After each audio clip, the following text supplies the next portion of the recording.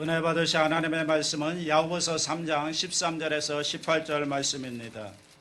신약성경 373페이지 야고보서 3장 13절에서 18절까지의 말씀을 다 같이 봉독하시겠습니다.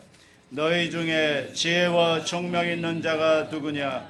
그는 선행으로 말미암아 지혜의 온유함으로 그 행함을 보일지니라. 그러나 너희 마음속에 독한 시기와 다툼이 있으면 자랑하지 말라. 진리를 거슬러 거짓말하지 말라. 이러한 지혜는 위로부터 내려온 것이 아니요 땅 위의 것이요 정욕의 것이요 귀신의 것이니 시기와 다툼이 있는 곳에는 혼란과 모든 악한 일이 있음이라. 오직 위로부터 난 지혜는 첫째 성결하고 다음에 화평하고 관용하고 양순하며 긍휼과 선한 열매가 가득하고 편견과 거짓이 없나니 화평하게 하는 자들은 화평으로 심어 의의 열매를 거두느니라. 아멘.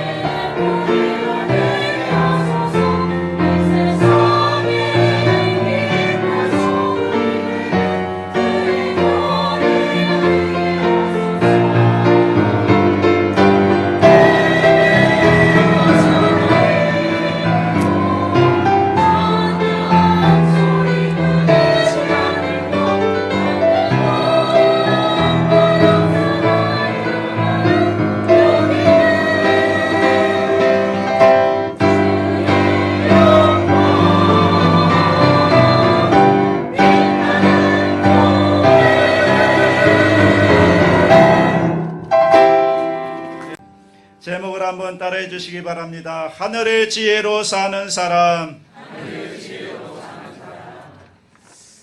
어떤 아주머니가 공원을 산책하고 있는데요.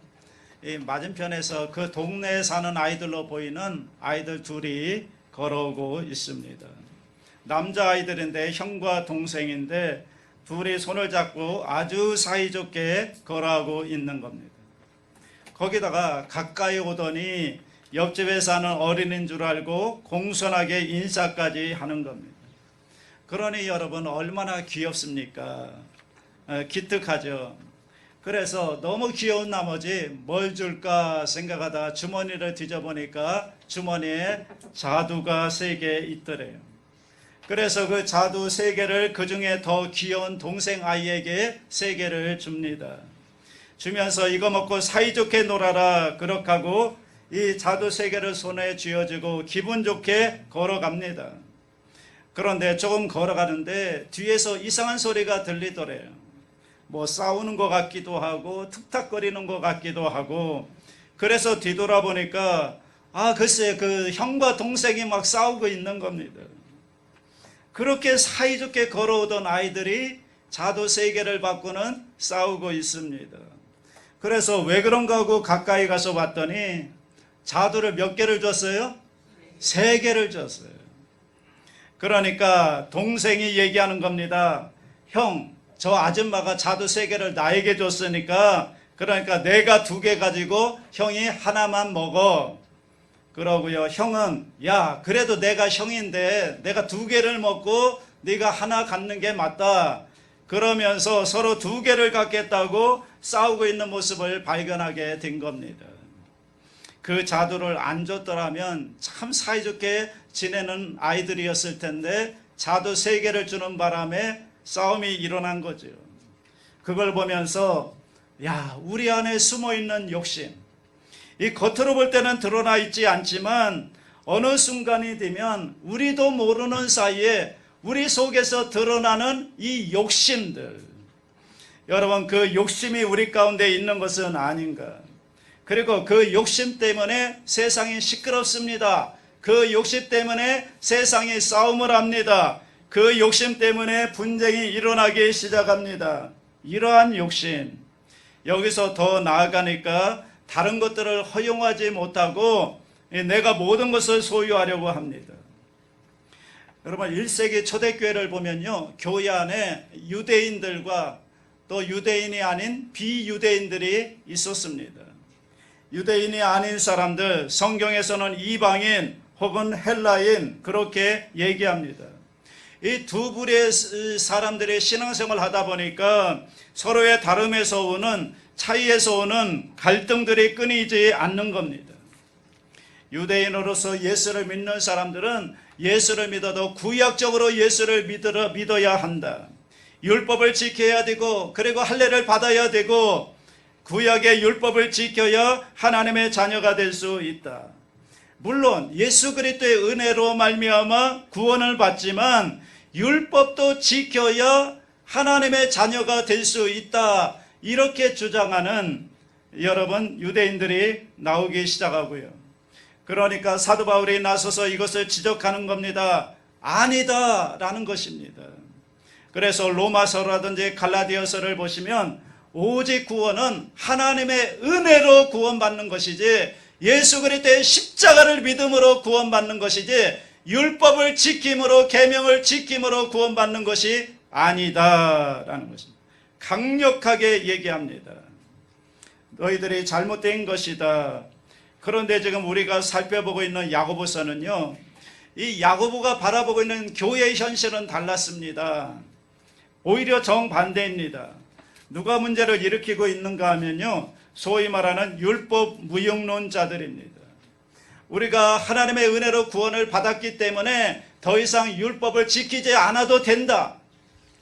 이미 한번 구원받으면 영원한 구원이기 때문에 결코 그 구원이 취소되지 않기 때문에 율법을 지키지 않고 우리 마음대로 살아도 상관없다. 이렇게 주장하는 율법 무용론자들이 등장합니다. 그러면서 그들의 목소리를 내기 시작하는 겁니다. 그러니까 이에 대해서 야고보는 아니다, 그것도 잘못된 것이다, 이렇게 얘기하면서 행함이 없는 믿음은 죽은 믿음이다, 이렇게 얘기합니다. 그러니까 실천하지 않는 믿음을 인정하지 않는 겁니다. 여러분, 야고보가 하나님의 은혜를 몰라서 그랬을까요? 하나님의 은혜로, 예수 그리스도의 십자가의 은혜로 말미암아 구원받는다, 이것은 이미 전제된 이야기입니다. 그러나 하나님의 은혜로 말미암아 구원을 받았으면 이제는 어떻게 해야 되는 겁니까? 하나님의 자녀답게 살아야 되는 건데, 하나님의 백성답게, 구원받은 자답게 그렇게 살아야 되는데, 그러기 위해서 붙들어야 되는 게 무엇이냐? 그게 바로 율법이라는 겁니다. 그게 바로 하나님의 말씀이라는 겁니다. 하나님의 계명입니다. 이제는 하나님의 자녀답게 살아갈 수 있도록. 그런데 문제는요, 이런 극단적인 율법 무용론자들이 이들이 주장하면서 교회에 어려움이 생긴다는 겁니다.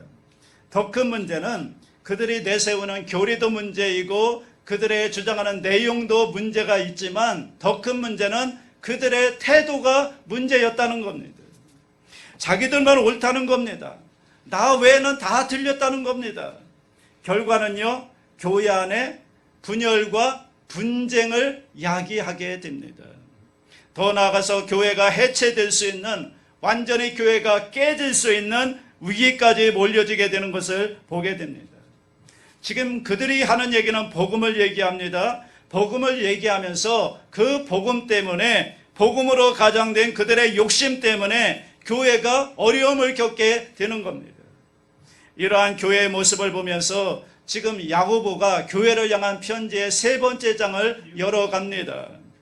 자, 오늘 본문으로 들어가 보겠습니다. 13절 보면 이렇게 시작합니다. 다 같이 합니다. 너희 중에 지혜와 총명 있는 자가 누구냐? 그는 선행으로 말미암아 지혜의 온유함으로 그 행함을 보일지니라. 이게 어떤 내용인가 하면요, 도전하고 있는 겁니다. 너희가 지혜라고 떠드는 그 말이 진짜냐, 그 말입니다. 너희들이 스스로 지혜 있다고 하는데, 너희들이 스스로 선생이 되었다고 하는데, 너희들이 스스로 하는 말이 너희 말이 옳다고 주장하고 있는데 과연 그것이 그러하냐? 그렇다면 증거를 보이라는 겁니다. 한번 너희가 옳다는 말을 증명해 보아라. 그리고 그 증명은 무엇으로 나오는 겁니까? 너희들의 행함으로, 온유함으로 그것이 옳다는 것을 보여라 라는 것입니다. 결과를 보이라는 겁니다. 너희들이 어떻게 교회를 이렇게 어지럽히면서, 너희들이 한 말 때문에, 너희들의 그 태도 때문에 교회를 이렇게 어지럽히고 교회에 분열을 가져두고 분쟁을 가져오고 있는데, 그러고도 너희가 하는 그 말이 옳다고, 그것이 진짜 지혜라고 어떻게 말할 수가 있겠느냐? 그러면서 그 다음에 14절로 이어갑니다. 14절 다 같이 합니다. 그러나 너희 마음속에 독한 시기와 다툼이 있으면 자랑하지 말라. 진리를 거슬려 거짓말하지 말라. 아니라는 겁니다. 왜 그런가 하면 그 이유는 너희 안에는 선한 것이 없기 때문이다 라는 것입니다. 너희가 아무리 너희 생각을 얘기해봐도 그것이 하나님께로부터 온 것이 아니라면 그것은 절대로 선할 수가 없기 때문이다 라는 거예요. 너희가 지혜라고 떠드는 그 안을 들여다보면 그 안에 뭐가 있다는 겁니까? 독한 시기가 있고 질투가 있고 그리고 다툼으로 가득하다는 거예요. 그 안을 보면 정욕으로 욕심으로 가득 차 있다는 겁니다. 우리 마음이 그런데 거기에서 무슨 선한 게 나올 수 있겠느냐라는 거죠. 그럼에도 불구하고 여전히 너희 속에서 무엇을 끄집어내서 옳고 그름만을 얘기하다 보면 그 지혜가 참 지혜가 될 수 없는 이유는 그 자체가 바로 올바르지 못한 것이기 때문이다. 그러면서 뭐라고 얘기합니까? 진리를 거슬러 거짓말하지 말라. 그러니까 우리 안에 선한 게 있다고 생각하지 말아라. 너희가 생각하는 그 생각들이 옳다고 주장하지 말아라. 왜 그런가 하면 너희 속을 들여다보라는 거예요. 시기와 다툼으로 가득 차 있다는 거예요. 그런데 거기에서 무슨 선한 것이 나올 수 있겠느냐라는 것입니다. 여러분, 신앙이라고 하는 것은 휴머니즘과 다른 것입니다. 신앙인가 아닌가 그것을 구분짓는 것은 내가 나를 완성해 갈 때 내가 나를 완성을 시킬 것인가 아니면 나를 하나님께 맡길 것인가, 여기에서 신앙인가 아닌가가 구분되는 것입니다. 여기서 내가 나를 만들어갈 수 있다고 생각하는 것이 휴머니즘입니다. 여러분, 휴머니즘이 뭘까요? 휴머니즘은 간단한 겁니다. 내 안에 뭔가 선한 것이 있다고 생각하는 것입니다.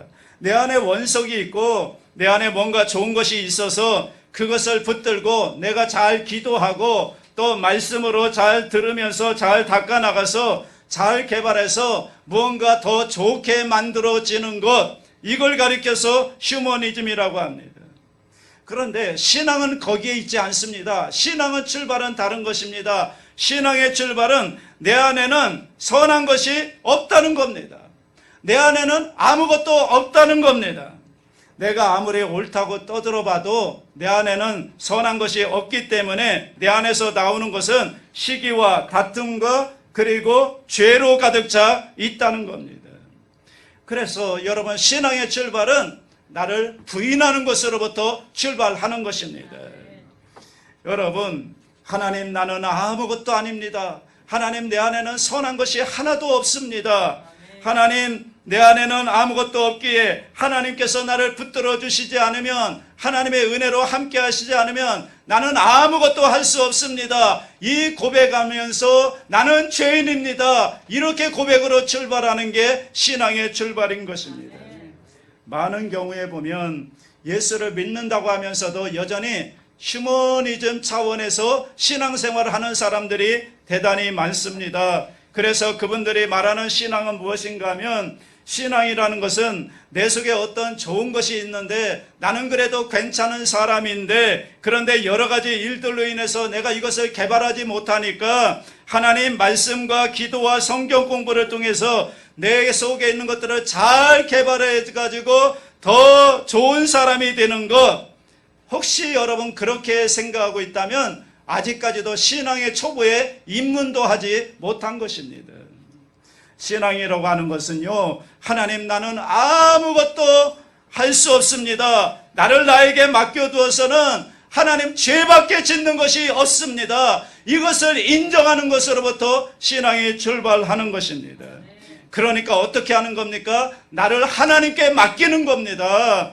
여러분, 나를 부인하고 내 자신의 하나님의 주권 아래로 들어가는 것입니다. 그래서 하나님의 통치, 하나님의 다스림을 받는 것, 이것이 신앙입니다.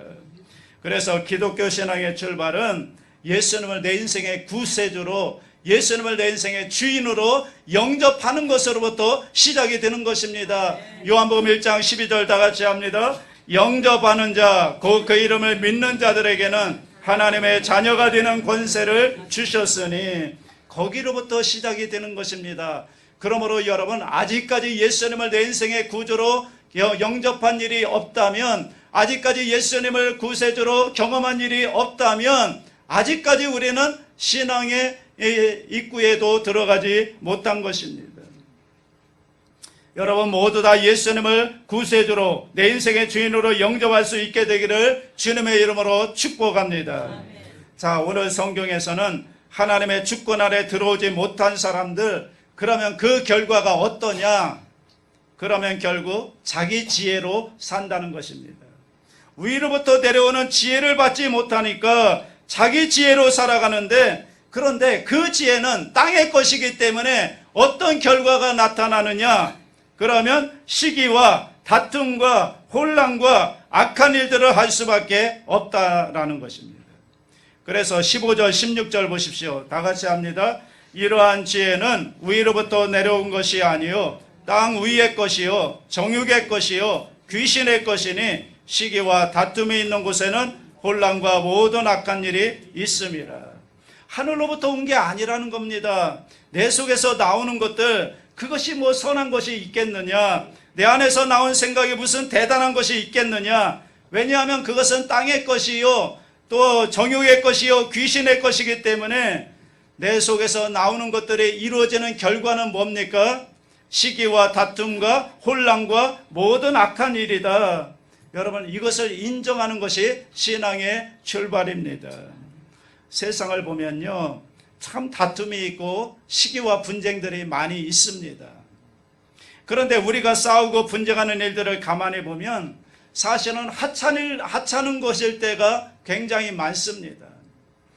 지난번에 보니까 어떤 부부가 이혼을 했는데요, 이혼하게 된 직접적인 동기가 뭐냐, 그러면 그 부인이 치약을 짜는데 이 치약을 끝에서부터 짜는 것이 아니라 중간에 꽉 눌러 치약을 짜서 쓴다는 거예요. 그러니까 남편이 그걸 못 보는 겁니다. 그래서 남편이 계속 잔소리하다가 결국에는 이혼하게 되었다라는 거죠. 어떤 부분은요, 아내가 이혼 신청을 했는데 이혼하는 이유가 뭐냐, 이 남편이 양말을 벗는데 자꾸만 거꾸로 뒤집어 벗어 놓는다는 거예요. 그래서 왜 그걸 똑바로 벗지 못하느냐, 물론 그게 다 이유는 아니겠지만 그런데 그들의 입에서 나온 첫 마디가 그거였다는 것입니다. 여러분 생각해 보세요. 그 어려운 일 아닌 거잖아요. 그리고 나쁜 일도 아니잖아요. 치약을 중간에 눌러 쓰지 말고 밑에서부터 눌러 써라. 그러면 그렇게 하면 되는데, 그런데 그게 잘 안 된다 말이죠. 여러분 혹시 그것 때문에 싸우는 부부가 있다면 오늘부터 밑에서부터 짜 쓰시기를 바랍니다. 그렇지 않으면 이혼 사유가 될 수 있습니다. 남자들이요, 양말을 좀 제대로 벗어 놓으라면 제발 제대로 좀 벗어 놓으시기 바랍니다. 예, 그런데 왜 안 될까요? 왜 우리 집에서 그 일들이 안 되고 왜 이것 때문에 다툼이 되고 싸움이 되는가? 여러분 이것이 문제입니다. 아무것도 아닌 것 같은데 그런데 이게 문제가 된다고요. 저희 집에도 그래요. 왜 그럴까? 우리 속이 어떤가를 알 수 있는 단면이 될 수가 있습니다. 그냥 좋은 말로 얘기하면 그렇게 하면 되는데 안 된다고요. 여러분 우리 속에는 내가 모르는 뭔가 있다니까요.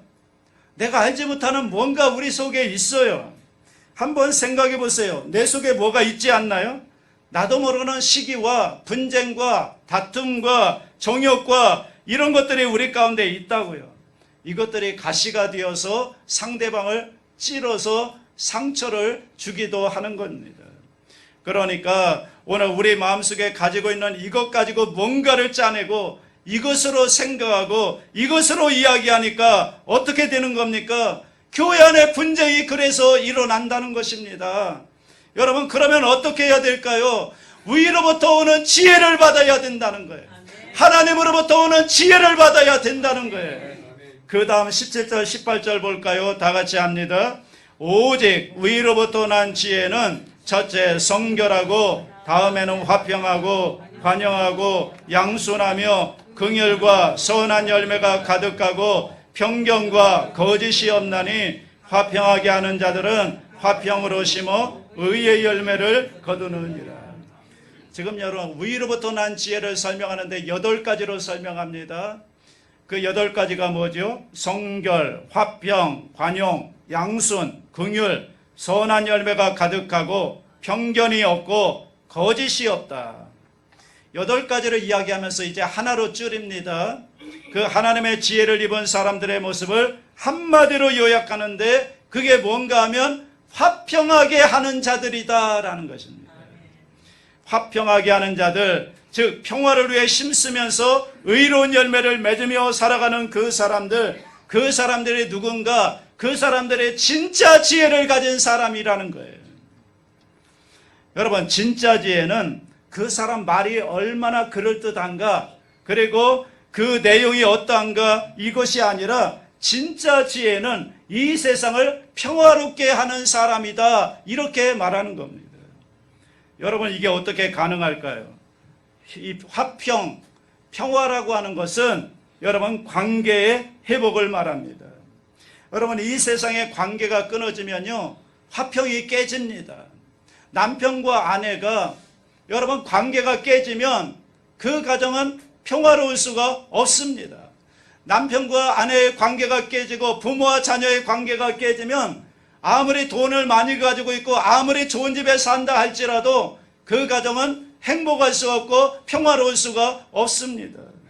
그러나 어려운 초가삼간에 산다 하더라도 남편이 아내를 사랑하고 아내가 남편을 존경하고 부모가 자녀를 사랑하고 또 자녀들의 부모님을 존경하면 그 가정에는 화평이 임하는 겁니다. 평화가 있는 것입니다.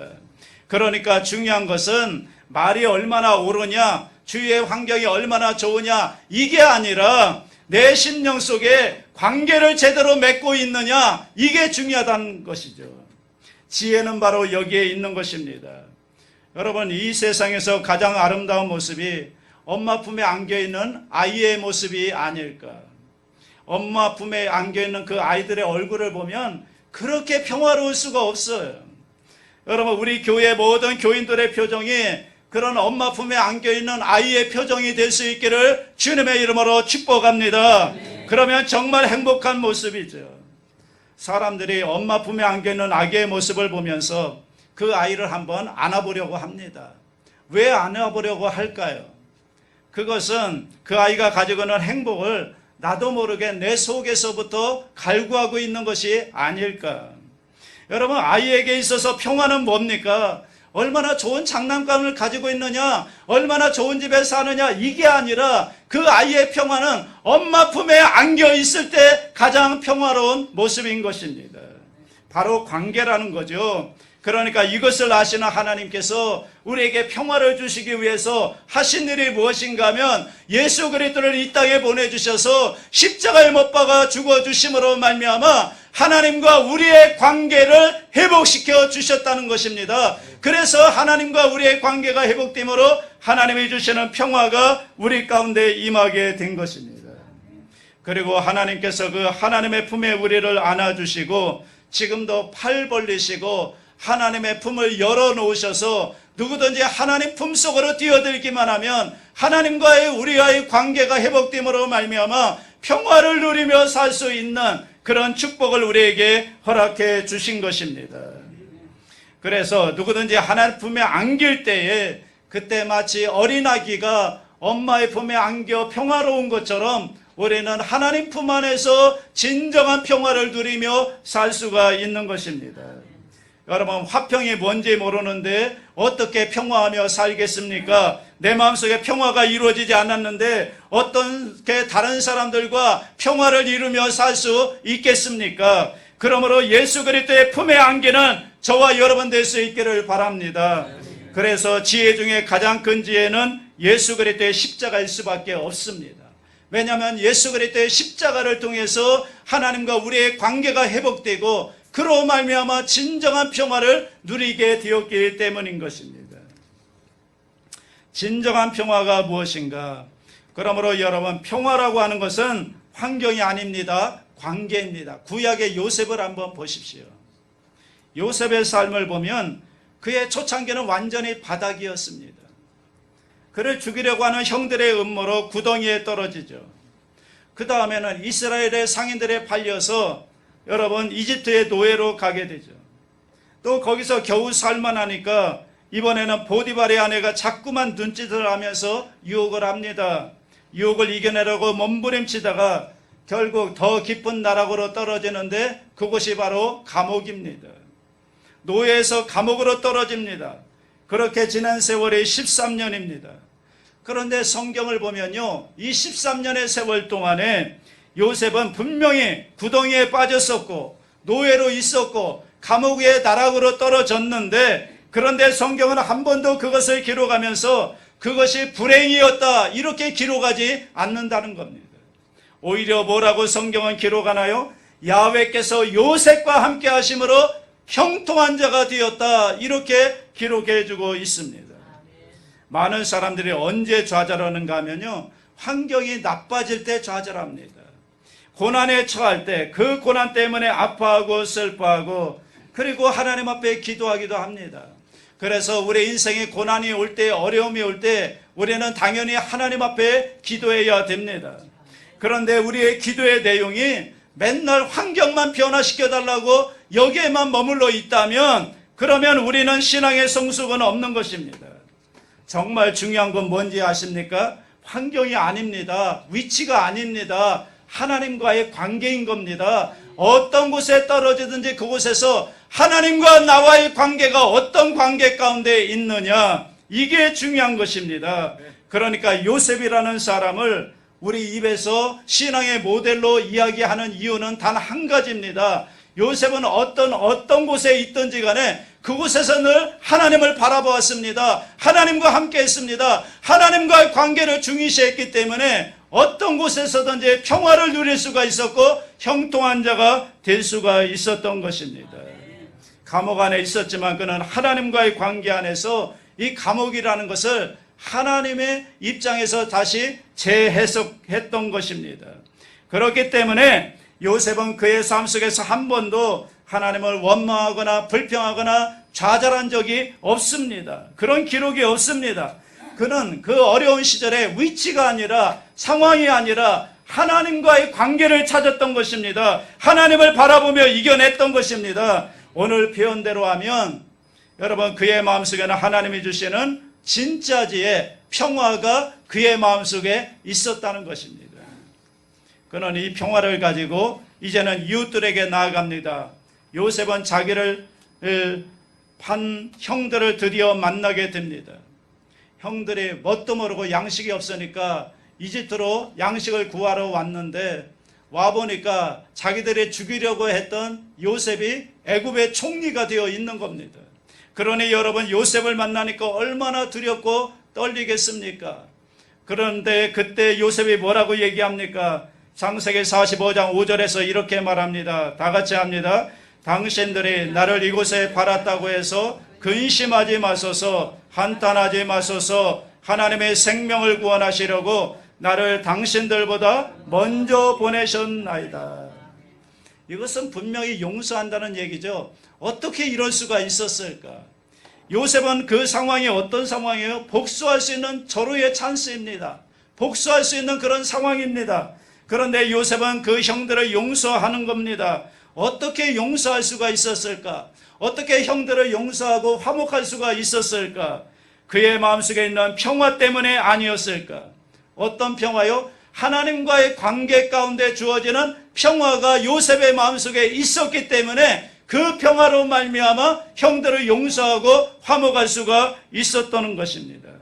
내가 오늘 이 자리에 있는 것은 하나님이 나를 먼저 보내신 것이다. 하나님이 주시는 마음속의 평화가 요셉의 마음속에 있었던 것입니다. 여러분 이 평화가 참 지혜라니까요.